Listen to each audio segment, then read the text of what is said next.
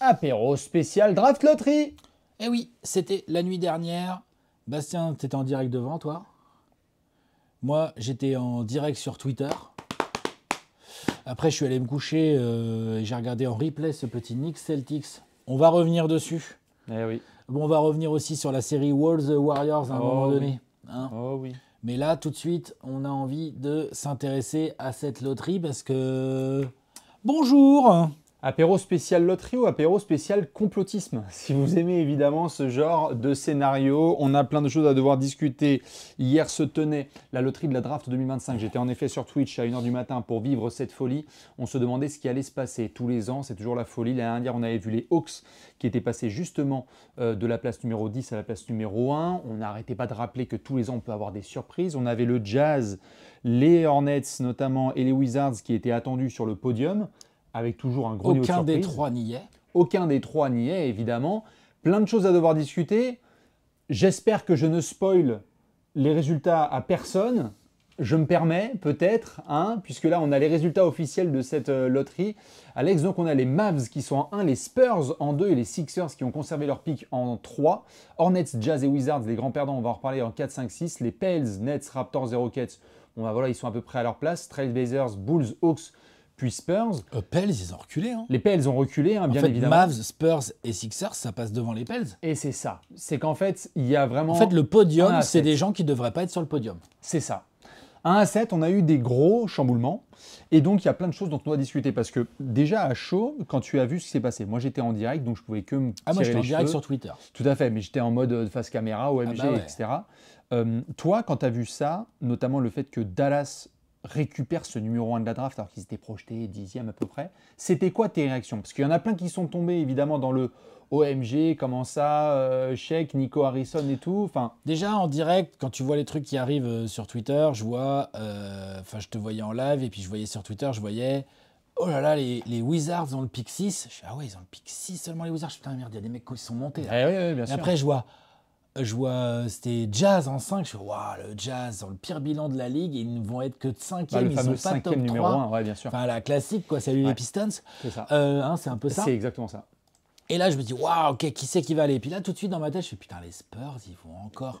Je pense pas aux Mavs d'abord. Non, moi, j'étais sur les Spurs. Je pense pas aux Mavs. Dans ma tête, je me dis, putain, les Sixers, c'est cool, ils sont en train de garder leur pick.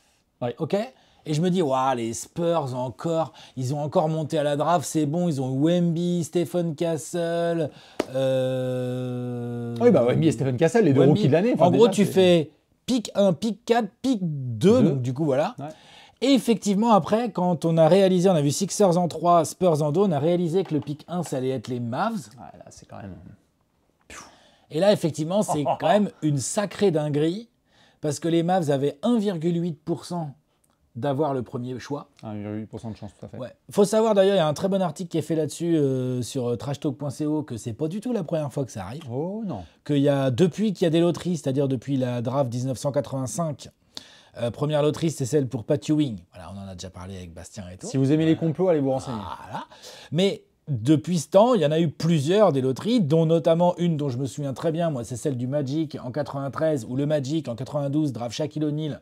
Font une saison grosso merdo à l'équilibre, mais il se retrouve quand même en loterie. Il loupe les playoffs. Il loupe les playoffs, mais tu es quand même quasiment à l'équilibre ou quoi. Et derrière, tu as le first pick, tu avais 1,52% de chance. Chris Webber qui va devenir... Ça draft Weber qui devient Penny Hardaway et tout. Donc ce ne sont pas des faits si isolés que ça dans l'histoire. Ça arrive, mais c'est vrai que direct, ça a crié au complot. C'est ça le truc. C'est à cause du trade de février aussi. C'est exactement ça. C'est qu'en fait, on se retrouve avec Dallas qui récupère le choix numéro 1. Et c'est logique. Moi, je comprends totalement les réactions des gens. Parce qu'avant même... Comment ça, lesquels?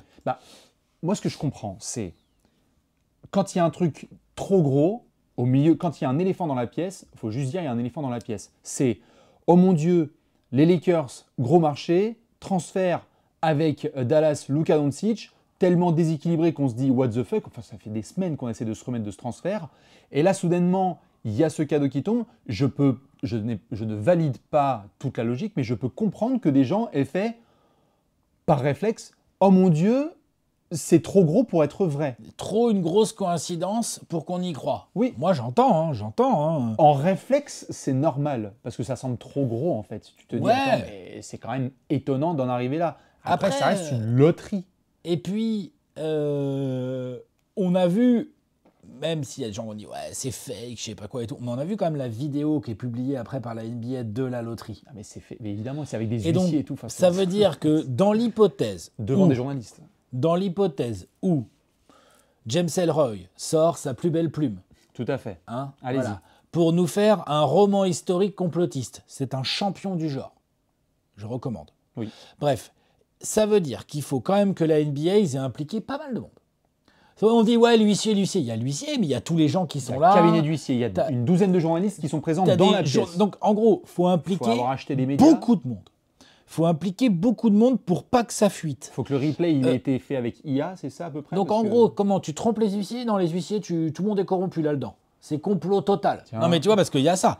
Ensuite, Le replay. le replay, bon, Ça veut dire que c'est fait avec de si IA. tu as impliqué tout le monde et tout, limite le replay, on peut imaginer qu'ils aient tiré plein de boules et que jusqu'à temps que ça soit bon et qu'il y a un petit montage, moi j'en sais rien et tout. Mais surtout,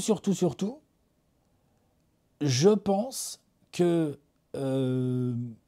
c'est presque trop risqué par rapport au réel niveau de gain. Eh oui. Le gain, c'est quoi là pour la NBA? Ok, il y a un first pick à Dallas, mais dans l'absolu, qui s'en fout? Les gens juste on gueule au complotisme. Moi, j'étais le premier à avoir cette réflexion de dire putain, c'est quand même gros comme truc. J'étais là genre what the fuck? Ouais. Les Mavs, mais qui s'en fout que les Mavs aient le premier pick? Tu vois, genre ils auraient pas eu le premier pick, ils auraient eu leur pick normal, ça aurait pas été un scandale pour autant. Tu vois, ils ont toujours Kyrie Irving, ils ont toujours Anthony Davis, ils ont toujours des pivots, des ailiers, des machins, et ils ont toujours la défense qui gagne des championships. Non mais c'est On va vrai ou voir pas? si Cooper Flag a une bonne éthique de travail, mais apparemment ça On va voir si les Mavs draftent Cooper Flag. Attends, ça je vais y venir. On va voir si les Mavs draftent en 1. Non, quand même. Non, bah tiens, On va parlons-en. voir. Non, mais parlons-en tout de suite. Je ne pense pas, vu ce que vient de vivre la fanbase de Dallas, je ne vois pas un seul scénario dans lequel les Mavs, qui viennent de recevoir le first pick, vont du coup allécher les fans avec le fait de pouvoir avoir Cooper Flag, qui est quand même un talent, ça a l'air tout à fait générationnel. Ça comme reste un garçon. rookie. Hein. Oui, tout à fait, mais ça a l'air d'être un talent. Ça a l'air d'être une espèce de Doncic américain qui joue 4. Ouais, de Non, mais Kevin Garnett, Kawhi Leonard, on est sur il des est quand même moins athlétique. Hein. Oui, tout à fait, mais en forward, moteur de fou, two-way player, capable d'être présent dans les moments clutch et d'être d'une intensité folle avec un moteur générationnel, il est là. Il est très très fort. Si tu Ça reste un teases rookie. ça, tout à fait, mais si tu teases ça, et que quoi, le 25 juin, on apprend quoi? Qu'il y a un transfert, mais je pense que les fans des Mavs là, Ça mais, dépend contre qui. mais non, Si. mais non, Si. mais, Vas-y. mais les fans des Mavs, ils vont être comme des oufs. Attendez, même... Attends, les fans des Mavs, ils veulent quoi? Ils veulent Cooper Flag, ils veulent Kyrie, bon, il est blessé, mais il finira peut-être par revenir. Les Mavs, ils Cooper ont eu... Flag, Anthony Davis. Les Mavs, ils ont eu Dirk Nowitzki, superstar, formé local, ça allait. Et au moment où ça allait raccrocher, ils ont une superstar Doncic, formée locale machin. où ça Donc allait. là, et au moment où il où s'en trade va, Doncic, boum, tu as Cooper Flag. Flag. Vous n'allez pas nous refaire le coup du transfert. Il y a littéralement Cooper Flag qui est là pour rattraper potentiellement ce qui a eu lieu Non, comme non, mais moi, cagade. attends, j'entends ce que tu dis. Je dis juste que... Ah oui, bah, de toute façon, oui, je te confirme que ce qui s'est passé ces dernières semaines. Ils sont d'accord, mais Cooper Flag, donc tu refais complètement ta timeline. La timeline Cooper Flag, pour moi, ne colle pas du tout avec la timeline. Bon, Kyrie, en plus, il est quelle blessé. timeline, les Mavs Et Anthony... Bah si, tu rigoles ou quoi? Non. Dis donc. Non. Dans les, Dis-le bureaux, face caméra. dans les bureaux des Mavs, je le dis face cam, dans les bureaux des Mavs, ils pensent qu'ils jouent le titre l'année prochaine ou dans 2 ans. Mais Cooper Flag rentre là-dedans. hein. Bah, on n'en est pas sûr. On sent bien Ouais, qu'il y a un ouais. potentiel de grand malade. Ça reste un rookie après l'année prochaine. Tout à fait. On verra quand il aura des... Genre, sans faire offense à la NCAA, pour moi, c'est quasiment en rien un vrai révélateur de ce que va donner le joueur en NBA. Non, Vraiment. évidemment. Mais Vraiment. sur la paire Cooper Flag Anthony Davis, oui, on pourra parler de physique, etc. Mais sur le papier, Mais tu dis à Anthony Davis, bon, excuse, en fait, c'était une blague. En fait, tu as joué pivot. Et les pivots, on va devoir les trader ou ça va, Bah, être, aux tes, Lakers. ou ça va être tes remplaçants. Aux Lakers. Lakers, ouais, c'est clair. bah, ou, ça va être, Gafford, là, il finit aux Lakers. ou ça va être tes remplaçants, tu vois. Il y a Parce trop que d'intérieur à Dallas, Le hein. petit jeune, là, moi, j'ai vu des trucs, oui, ils vont décaler Cooper Flag en 3. Je pense que, c'est pas un cadeau à lui faire. non. C'est même pas un cadeau à faire aux Mavs. Mais non, mais non. T'es d'accord? Mais non. Faut le faire jouer 4, ce C'est garçon. un 4, c'est un 4. Et du coup, Anthony Davis qui peut jouer pivot, Mais t'as bien une sûr, paire ça. incroyable. Mais bien sûr. Enfin, sur le papier. Mais oui. Sauf qu'il faut aller voir Anthony Davis et dire, bon, Oh, et puis merde. ça va ton dos? Ça va tes genoux? Ça va tes chevilles? Oui, ça va oui. ton doigt? Ça va tes cervicales? Ça va ton machin? Ok, tu joues pivot. Mais oui. Ok. Non, mais Dallas, ok. Moi, je veux bien l'avis des fans Moi, je des dis Mavs. qu'il y a un chemin. Il y a un chemin, il peut y avoir un transfert. Où, pour une fois, Nico Harrison passe des coups de fil. Oh, non, non, non. Non, non. Pour Et une il franchise... fait genre, allô, Non, non. oui, Madame Antetokounmpo. Alors, parce qu'en fait, qu'est-ce qu'ils en disent les Bucks? Non, mais j'entends, mais là, avec le scénario que ça représente, avec la haine qu'il vient d'avoir auprès de la fanbase, tu as un cadeau du ciel qui tombe comme ça, et en plus, dans un contexte financier qu'on connaît, tu as un contrat rookie qui est quand même une des valeurs les plus cool de la NBA. Hein. Ce sont des contrats qui sont, même si les magnifique. salaires sont assez hauts, les contrats rookies, tu les T'as contrôles. un joueur qui tu peux les potentiellement prolonger quand peut être tu fort veux. tout de suite et qui te coûte pas trop Et cher. qui ne coûte Enfin, pas trop cher, voilà, donc c'est quoi. génial. Moi, franchement, si Nico Harrison il transfère Cooper Flag, vas-y si tu peux. S'il va chercher Giannis, tu penses que ça le fait pas Mais vis-à-vis de la Yanis, fanbase? mais Jordan Dites-nous les fans des 93 Mavs, aussi, genre si s'il tu va veux. chercher... Je dis Yanis parce que les Bucks éliminés, Yanis, les rumeurs, les machins, les trucs. C'est pour ça que je dis Yanis, hein, mais peut y avoir d'autres... Il y a d'autres gars. Booker, KD, c'est pas assez, tu vois, voilà. Non, non, il y a Yanis et encore. Voilà. Et Yanis est évidemment légendaire, mais juste là, on est obligé de prendre le contexte en considération. C'est-à-dire que on va se pencher après sur les Spurs qui sont en 2 et voir si eux, potentiellement, ils pourraient se mettre sur ce genre de piste. Dallas, en tout cas, pour finir sur eux.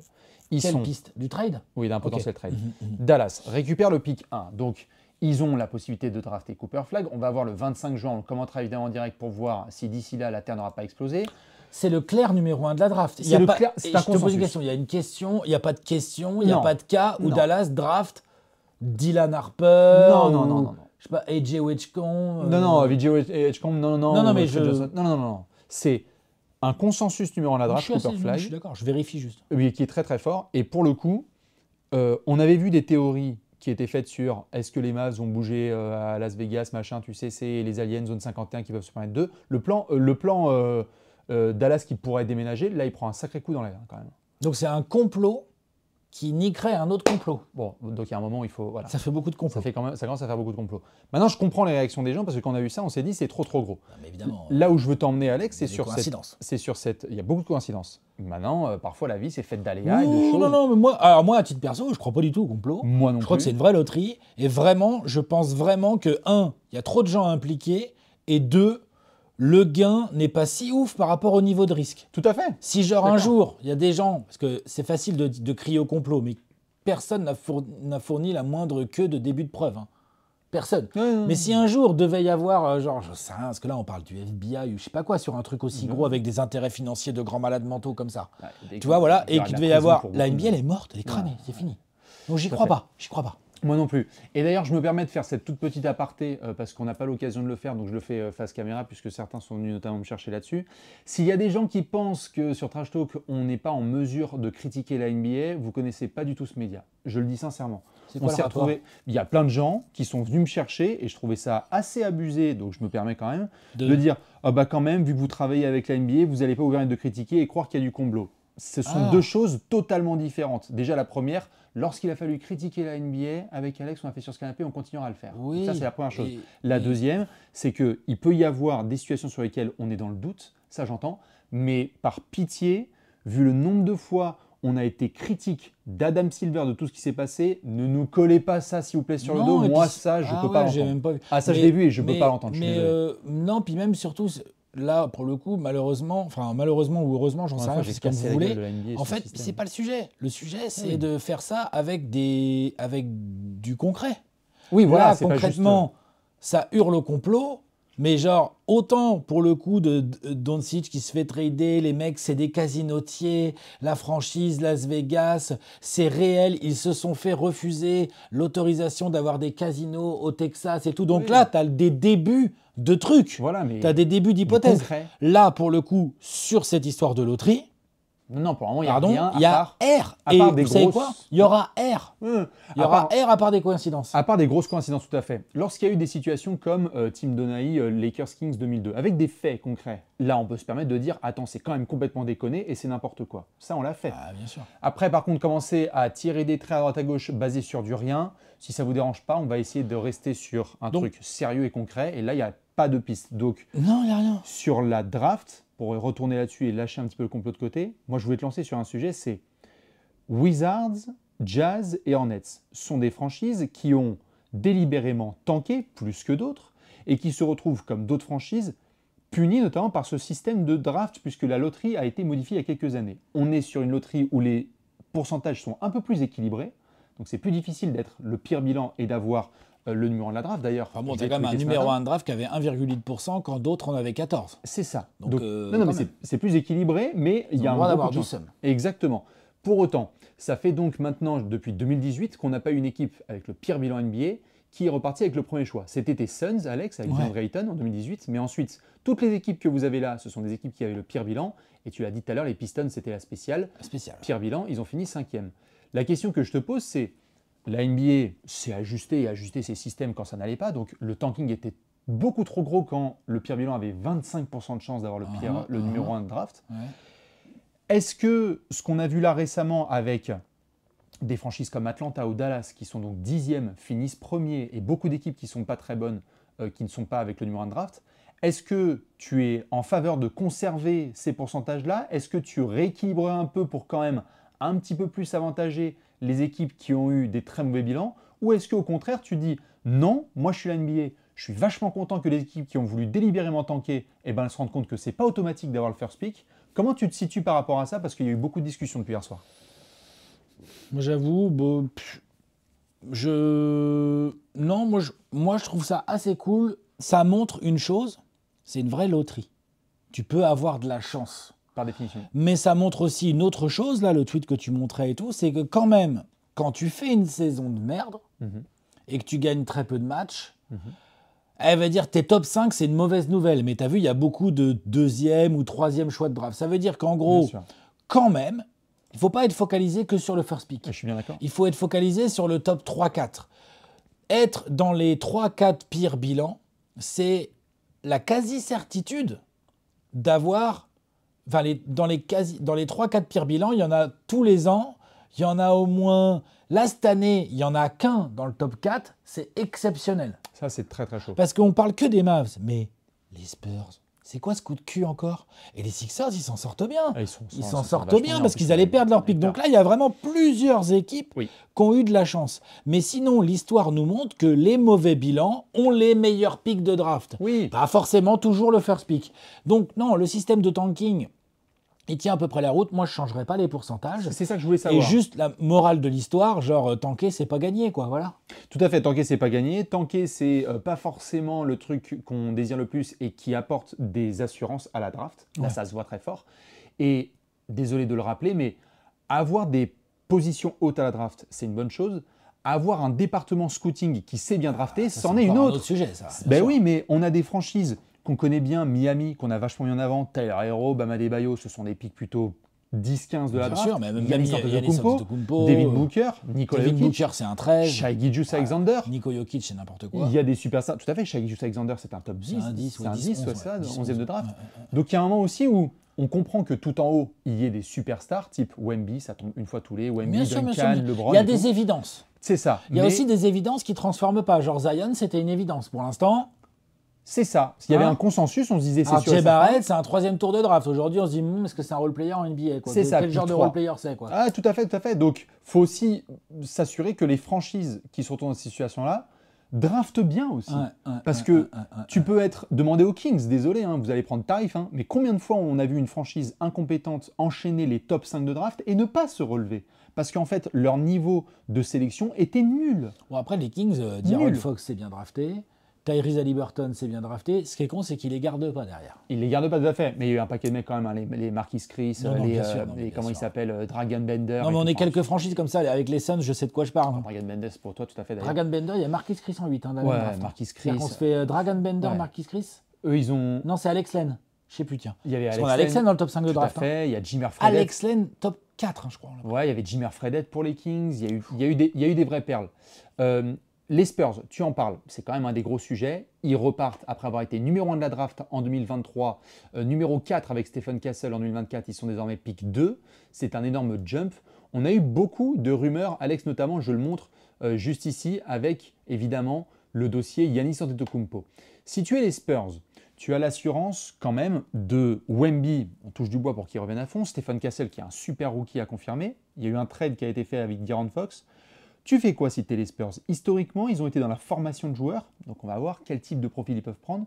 Ou est-ce que, un peu contre nature ce qu'ils ont fait sur ces 30 dernières années, Est-ce que tu mets ce pic sur la table des transferts avec du Devin Vassell, par exemple, du Sohan ou autre garçon, pour essayer de choper une superstar à mettre à côté de Wemby? Ouais, moi je fais ça. Ouais.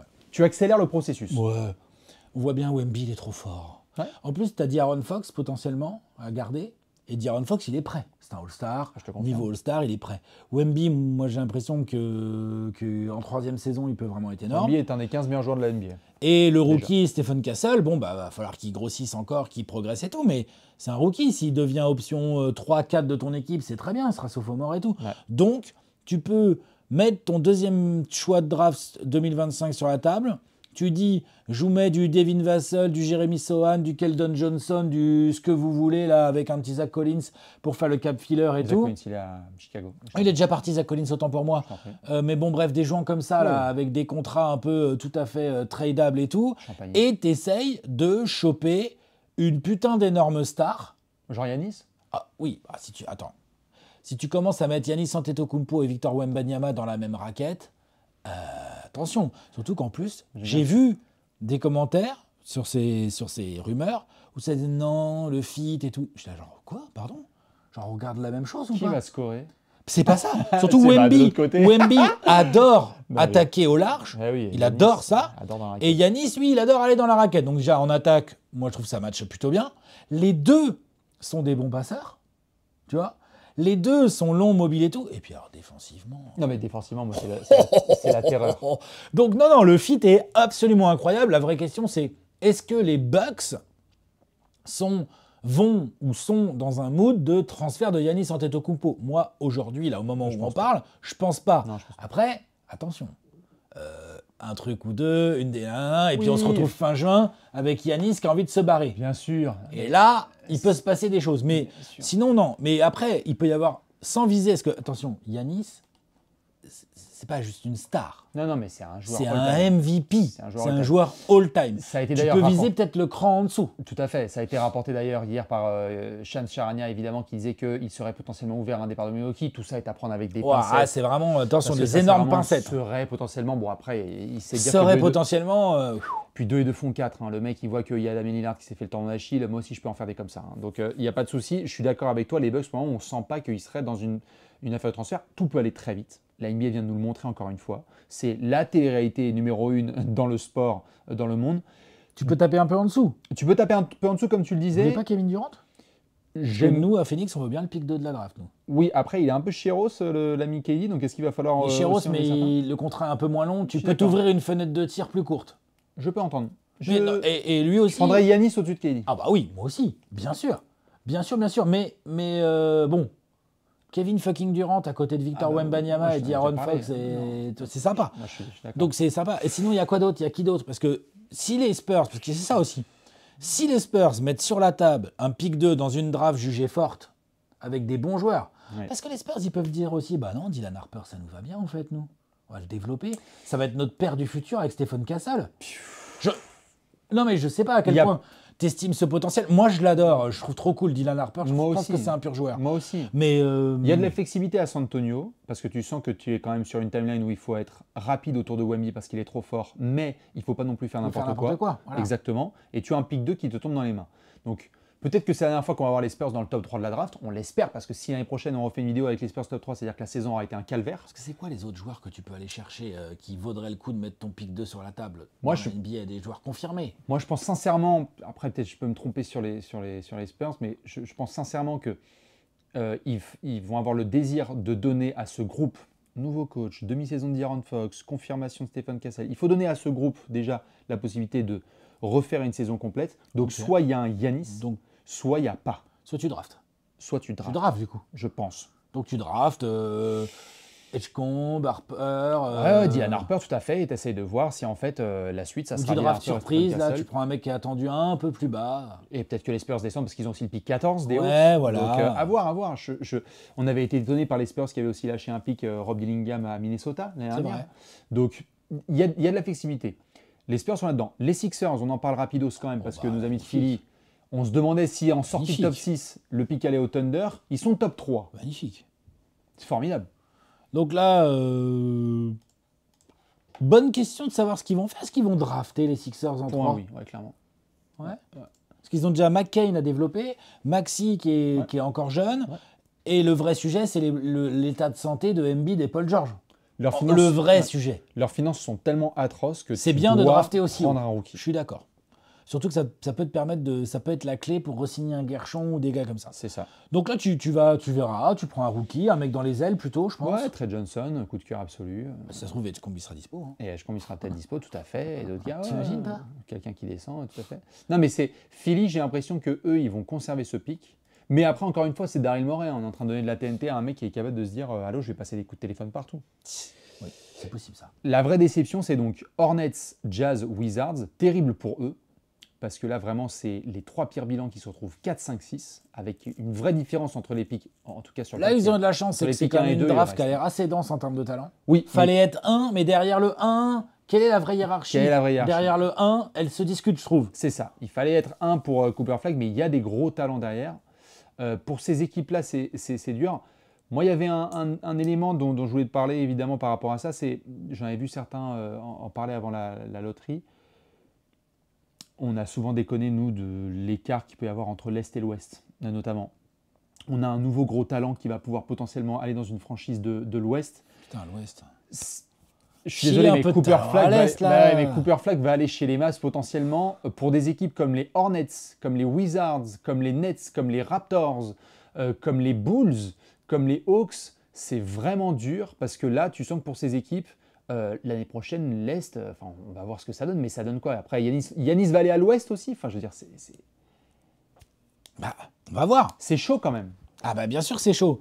Là, le niveau de talent. Et après, encore que là, les playoffs dans lesquels on est actuellement, quand tu vois le niveau de jeu proposé à l'Est par les meilleures équipes de l'Est, il y a des très bons baskets, je dis pas très sérieux, avec des gros joueurs et tout. Mais la densité n'est pas la même. Moi, j'aurais adoré que la Cooper Flag densité n'est pas la même. T'imagines, les Spurs, là, ils rajoutent encore un énorme rookie. Ouais. Les Spurs n'étaient pas en playoff cette année. Non. Bon, il aurait été à l'Est. Bah, potentiellement, oui. Hein. Potentiellement, oui. Ça aurait été cool d'avoir un Cooper Flag qui amène un petit peu cette excitation-là. T'aurais voulu le voir où, toi? Aux Wizards? Moi, je l'avais aux Hornets. J'avais Hornets en numéro 1 de la draft. Et ils étaient dans le top 4. Et après, ça s'est effondré pour laisser la place aux équipes texanes. C'est vraiment chaud. Mais c'est vrai que on est en tout cas dans cette réaction à chaud après ce qui s'est passé hier soir. Je me demande quand même si la NBA va pas à un moment essayer de réfléchir à juste revoir certains pourcentages, peut-être. Peut-être que là, en tout cas, en l'état, c'est 14-14. Ce serait quoi l'idée? Moi, je pense que ça va comme ça et que ça marche.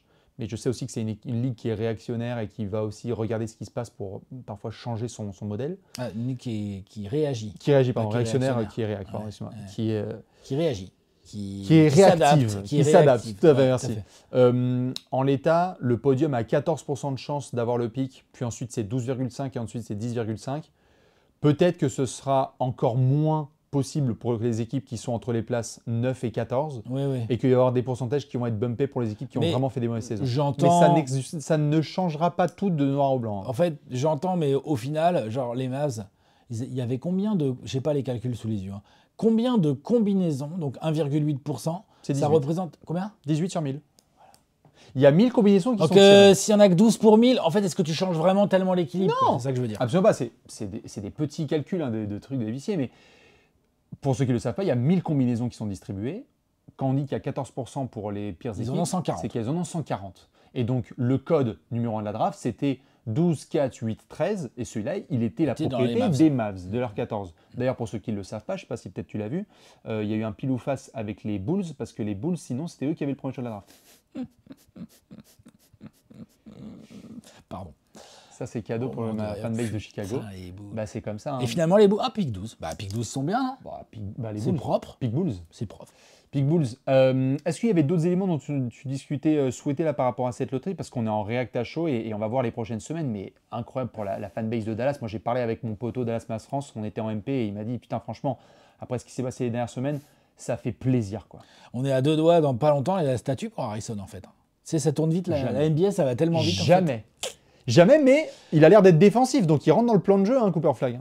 Ouais, mais ça reste un rookie. Enfin, pour moi, c'est un coup de cul incroyable, hein, bien sûr. Mais ça va nécessiter... Je dis pas que c'est un cadeau empoisonné, hein, c'est un cadeau. Mais c'est un cadeau qu'il va falloir savoir utiliser et bien gérer. Ouais. Je pense qu'il y a pas mal d'écueils qu'il va falloir éviter. Tout à fait. Gardez un œil, j'en parlais hier soir, et notamment avec des copains que j'ai croisés dans le métro là, ce mardi, parce qu'on était en réac dans le métro et ils m'ont dit « Oh, trash talk », donc on a commencé à parler évidemment de la loterie.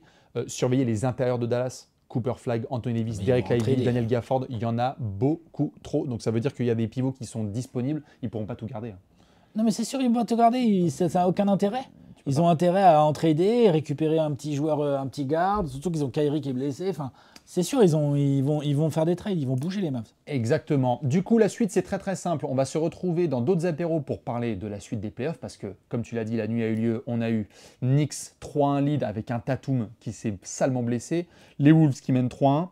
On va surveiller tout ça. On reviendra demain un petit peu sur d'autres tournages. Ouais, demain, on va repartir sur les playoffs puisqu'on a des séries qui avancent. Ouais. Et puis cette nuit, ça joue encore, ça enchaîne. Il y a peut-être des séries qui vont se finir cette nuit. Hein. Ça peut, Cavs Pacers et un énorme... ça peut se finir énorme Thunder Nuggets. Thunder Nuggets à OKC, on verra tout ça. On vous fait des gros bisous, bravo aux fans des Mavs et évidemment, on se retrouve bientôt pour d'autres petits débriefs. Ciao, bisous. Prochaine. Ciao. Ciao.